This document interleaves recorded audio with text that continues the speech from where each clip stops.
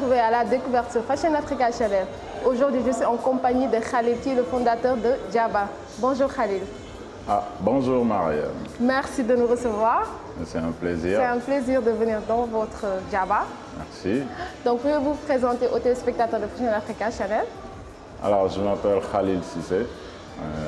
Je suis entrepreneur dans l'industrie culturelle et créative et l'initiateur de l'activité Djaba. Donc voilà, merci d'être venu nous voir. En tout cas, c'est un plaisir. Qu'est-ce que signifie Djaba? Alors Djaba, c'est un mot Wolof qui veut dire marché bas. Parce que Dja en Wolof, en pur Wolof, ça veut dire marché. Et le bas, c'est un pronom démonstratif en fait pour dire haut marché. Haut marché, c'est Djaba. Yes. Ok. Alors, qu'est-ce qui vous a poussé à faire cette initiative? Alors, c'est parti d'un constat et c'est très militant parce que tout simplement, j'allais dans des marchés pareils, mais généralement, ce n'est pas des Sénégalais qui organisaient. Alors, personnellement, je me suis promis de rompre avec ça et de faire pour nous et par nous. Très belle initiative. Voilà. Et après, c'était une demande aussi de la part des créateurs, parce que j'en connais beaucoup qui avaient besoin d'avoir une plateforme éphémère.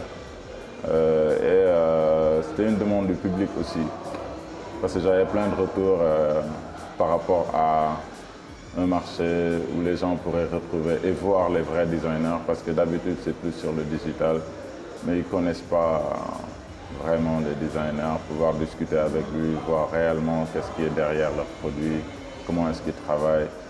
Donc voilà, il y a cet intérêt-là, ce double intérêt qui était de part et d'autre, qui nous a animés quelque part à faire ce marché.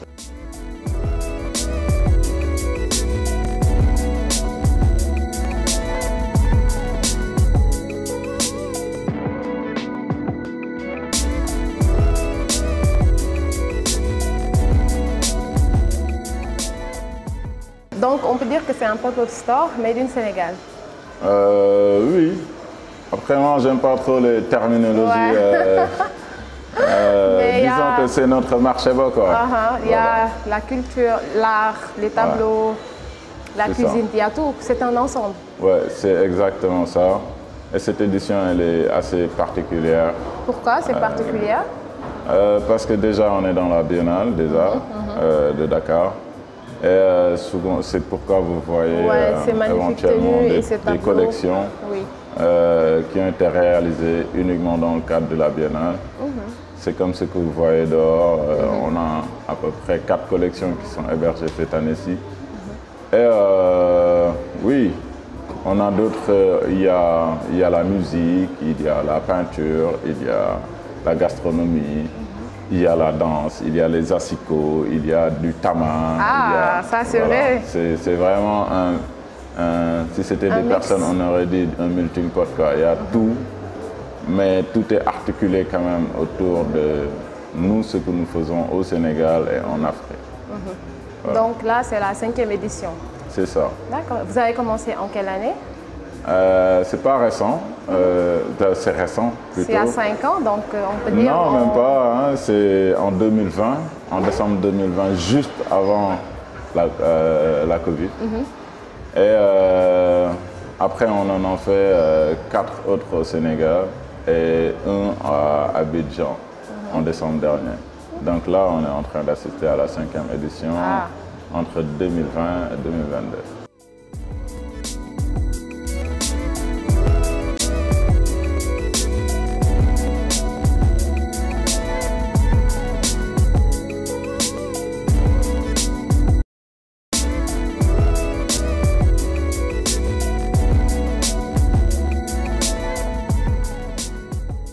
D'accord. En plus, avec le Covid, ça a beaucoup joué. Est-ce qu'il n'y a pas eu d'impact dans ce secteur?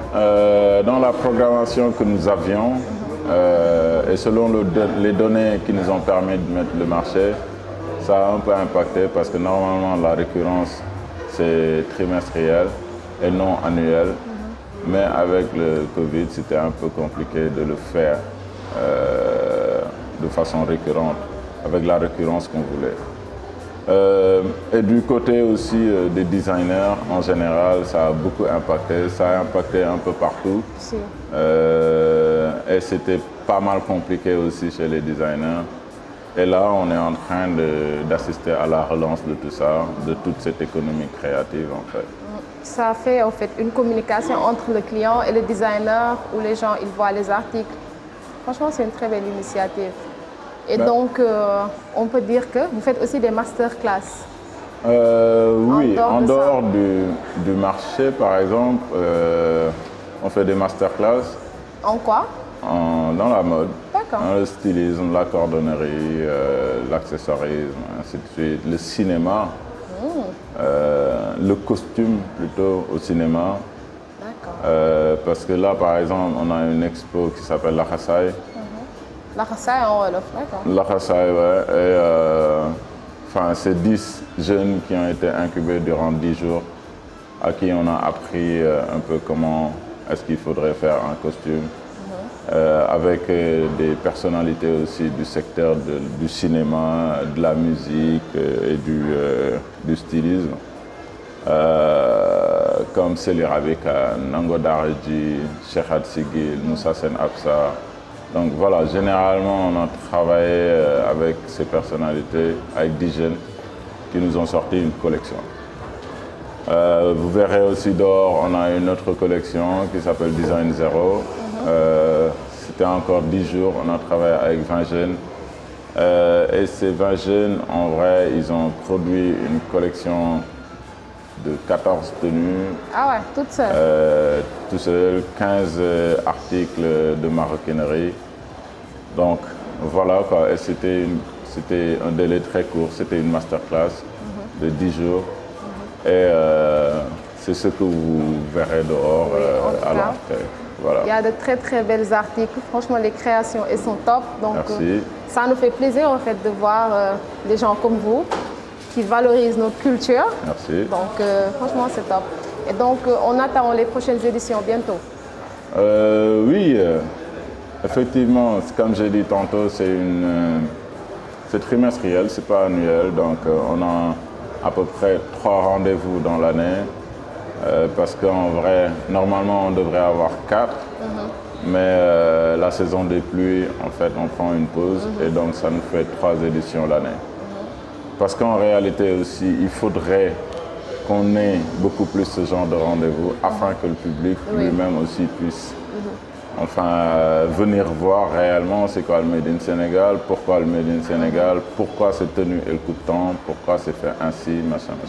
Donc, valoriser cette création qu'on a sur le plan local, c'est important pour nous, c'est militant pour ce qui me concerne et je pense que c'est peut-être pareil pour la majorité d'entre nous aujourd'hui. C'est pas un effet de mode pour nous, c'est une lifestyle, c'est une façon de vivre. Parce que là vous êtes habillé en street style, mais c'est beau, c'est du Made in Sénégal. Ben, tout ce que j'ai porté, from head to the toe, c'est fait ici. Voyez, donc consommons local les gens. Voilà. C'est pas des trucs achetés ailleurs. On va me demander pourquoi vos socks. Les socks, elles sont faites ici. Tout ça, c'est des Sénégalais. Voilà.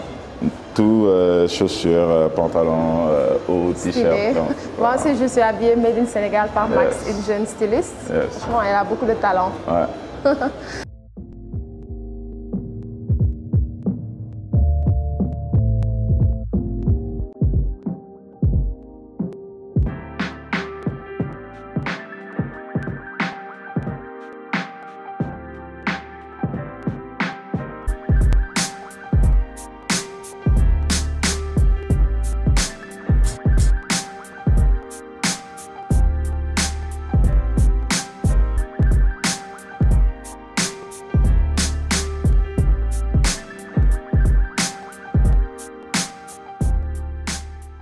Donc, pensez que maintenant les gens ont adapté un peu le Made in Sénégal.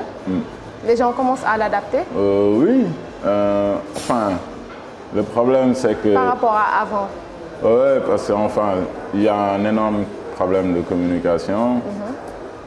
Parce que le client final, il n'a pas forcément l'information. Du moins, la plus grande partie d'entre nous n'a pas forcément la communication sur ce que les gens font ici. Et c'est malheureux parce qu'en termes de médias, si on n'avait pas peut-être par exemple Fashion Africa TV qui vient prendre ce genre de choses-là, ce serait difficile pour nous d'atteindre le maximum de personnes. Là, on est à une petite échelle de communication, mais avec ce type d'émission, on est sûr d'atteindre franchement plus de personnes que ce qu'on a l'habitude d'atteindre.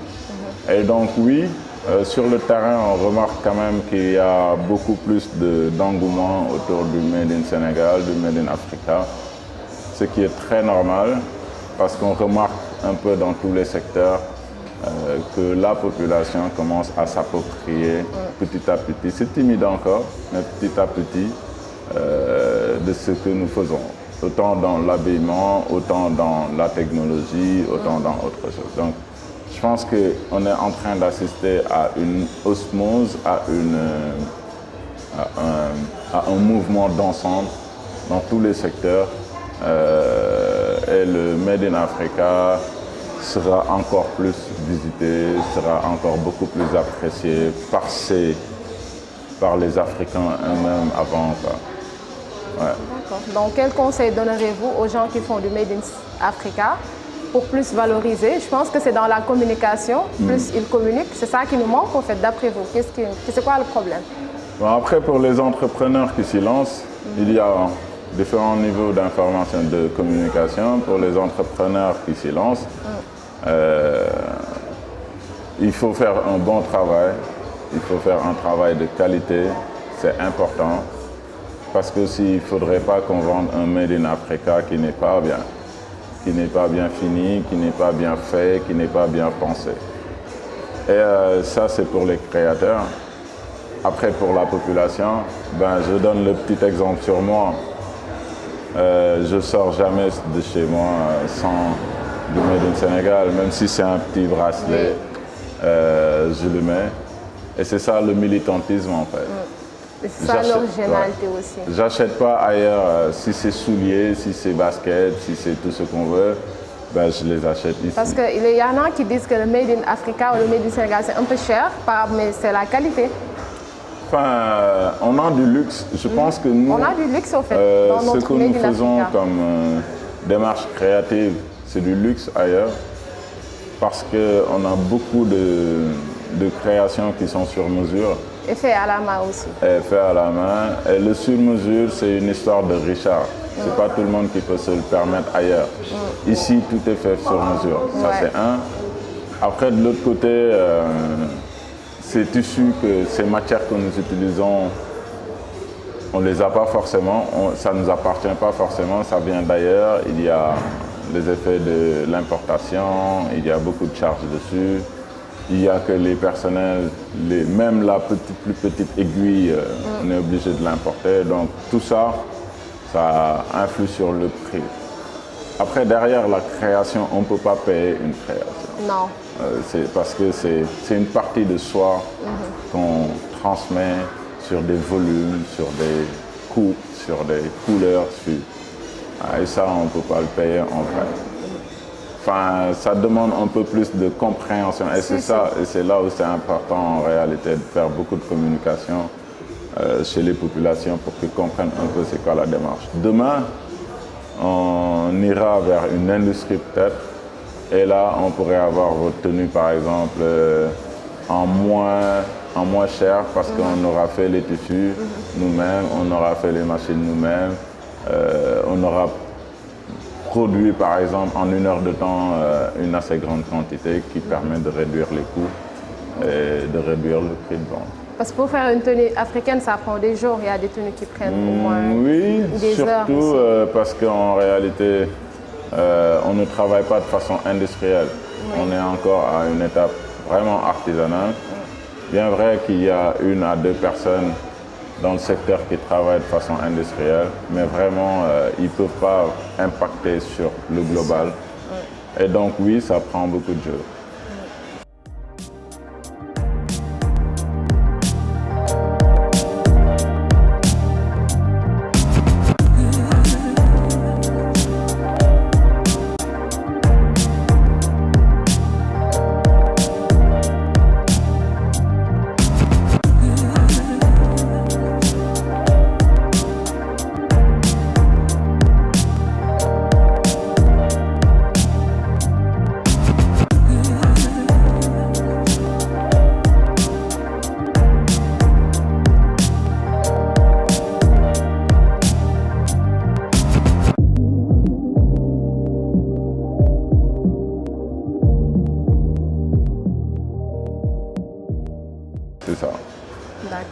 Donc pour vous, pour Djaba, les stylistes ou les designers, vous les sélectionnez pour voir la qualité.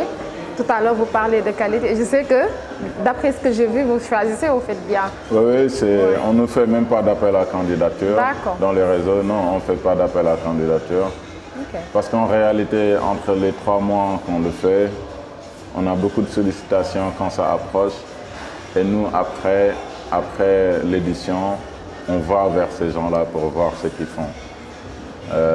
Il y en a qui font de la qualité, il y en a qui sont aptes à venir dans le marché, il y en a d'autres qui ne sont pas aptes à venir dans le marché, qui ont beaucoup plus besoin de suivi, de soutien. Et nous leur proposons en réalité ce soutien dont ils ont besoin. Et voilà quoi. Donc, tous ceux qui viennent dans le marché, c'est parce qu'on connaît déjà le produit, c'est un produit de qualité. Et vous verrez que c'est assez éclectique. Vous n'allez pas voir, par exemple, 2 fois les mêmes choses.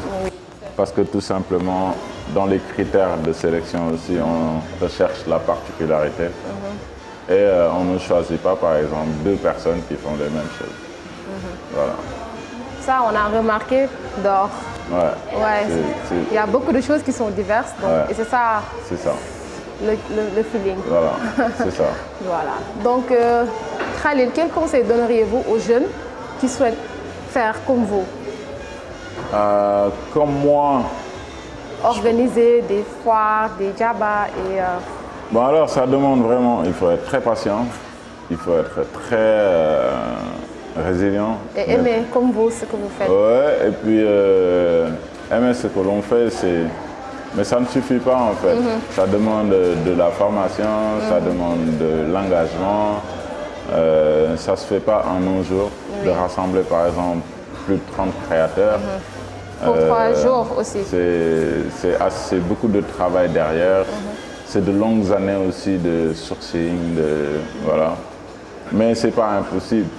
Et on a besoin en réalité de beaucoup plus d'entrepreneurs dans ce sens. Parce qu'on a beaucoup plus de créateurs en réalité que d'événements. Et ça crée un déséquilibre. Parce que tout simplement, il y en a peu, mais vraiment très peu, qui sont entre la création et la destination finale, c'est-à-dire le client final capable de créer ce pont-là. Parce que quand on crée en vérité, on n'a pas le temps de faire beaucoup de choses. On n'a pas vraiment le temps de communiquer, on n'a pas vraiment le temps d'aller, à moins qu'on soit dans un défilé de mode où on présente son écriture. Mais sinon, oui. Il faudrait se lancer, il faudrait aimer. S'il y a besoin d'aller se former, il faut se former. Moi, par exemple, à la base, je n'ai pas suivi ces formations. Ah bon? Ah, vous avez pas je suis financier à la base. J'ai arrêté mon boulot que je faisais depuis 10 ans dans le corporate. J'ai arrêté, je suis parti.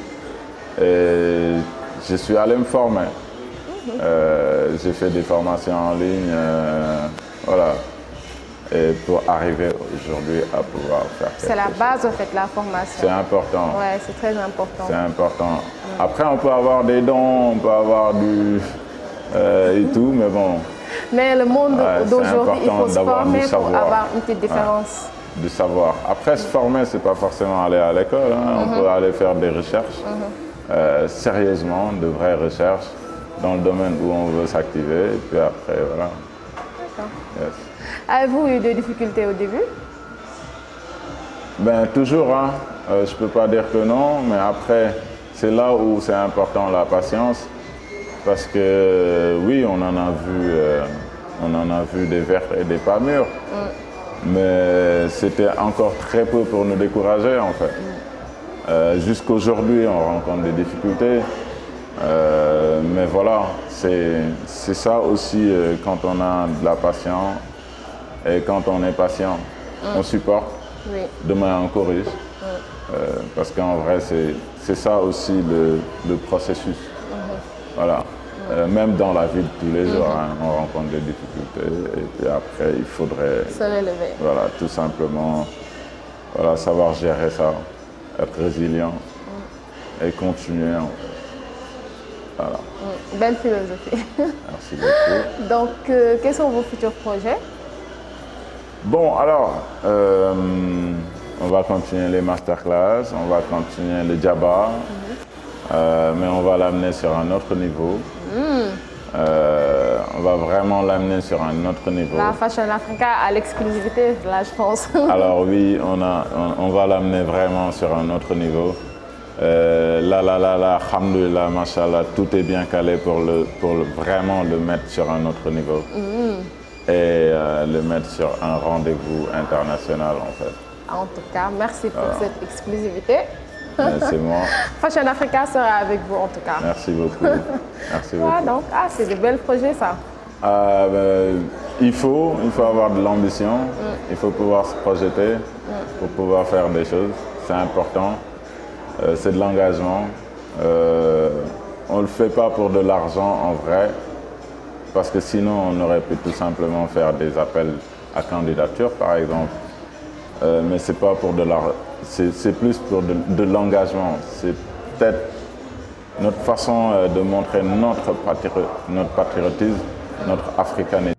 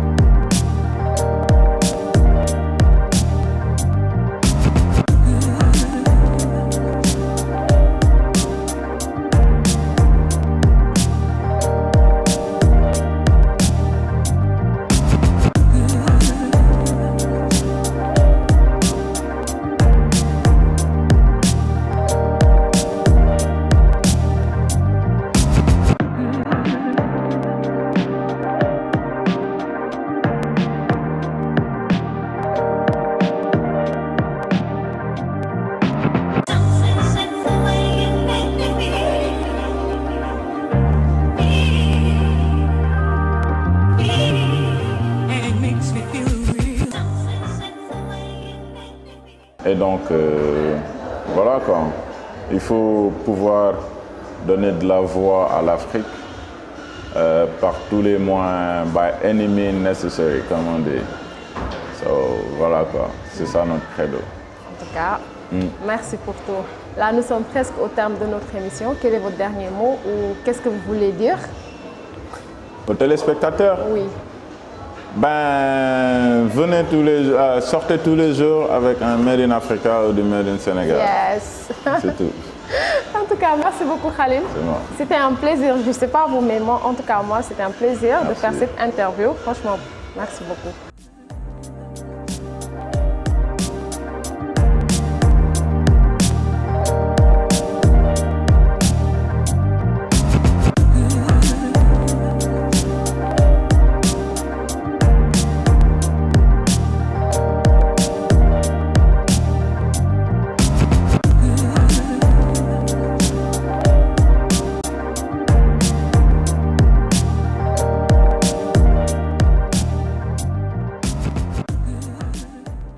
Voilà, chers téléspectateurs, c'était tout pour aujourd'hui. J'espère que ça vous a plu. Je vous donne rendez-vous bientôt sur Fashion Africa. Bye bye. Bon. Bye ciao, bye. ciao. Merci beaucoup. Vous êtes gentils. Merci beaucoup.